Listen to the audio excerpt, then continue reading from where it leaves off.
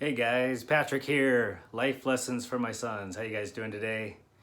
Boys, I want to talk to you today about recruiters, military recruiters. If you ever want to join the military, you got to go through a recruiter. And when you do that, you usually go to one of the few offices. You don't usually go to a base. They're usually operated out of different offices. You could find them online, I'm sure. But anyway, you got to go talk to a military recruiter. But before you do that, you should be doing a test called the ASVAB, ASVAB test.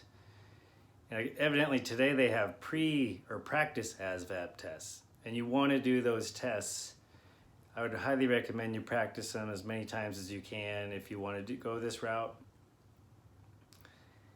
And because if you score really high in certain areas, then different branches might be recruiting you heavily if you score really high in a certain area.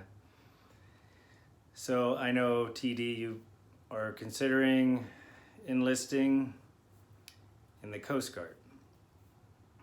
And you got to do the ASVAB first before they'll even start looking at you. You got to be 18 and you got to graduate high school or have a GED. So you got to do those things. But I was in the Air Force. I enlisted in the Air Force when I was 18, I went in on what's called the delayed entry program.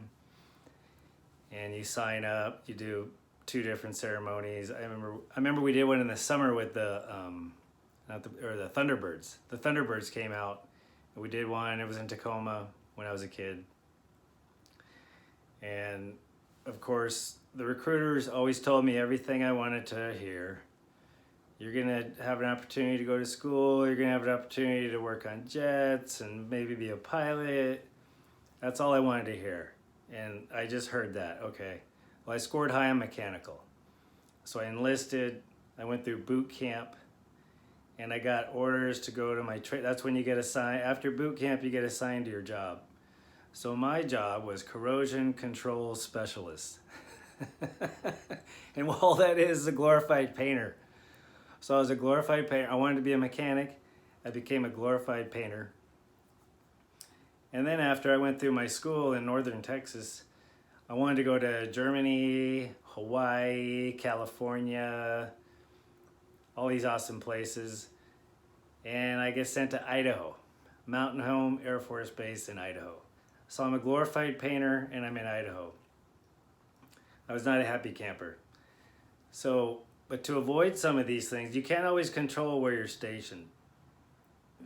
And after a year and a half of putting in what they call a dream sheet every other week to go anywhere in the world, I finally got out of Idaho and got to go to Sicily. I got really, really lucky because I was super, super tenacious.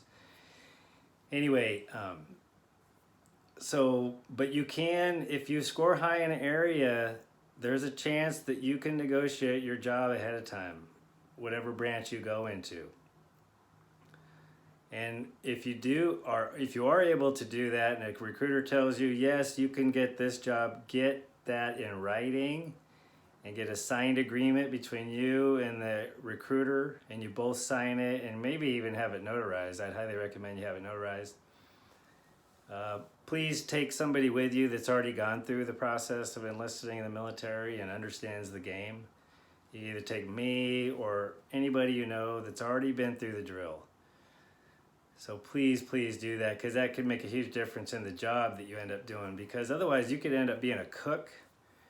You could be in supply, which supply isn't so bad. You could be doing maintenance on buildings, which may not be bad. There's a lot of great jobs, and so the training is awesome, I think, in the military. And the benefits and the potential college benefits you can get are amazing, and the travel. I mean, I just think the military is an awesome way to learn a skill and travel and meet new people from all over the world. It really is. And you could possibly get GI Bill, and you could get other benefits. You could stay in and get a retirement. There really is an amazing opportunity. I'd recommend go in, get some training, get out, get some,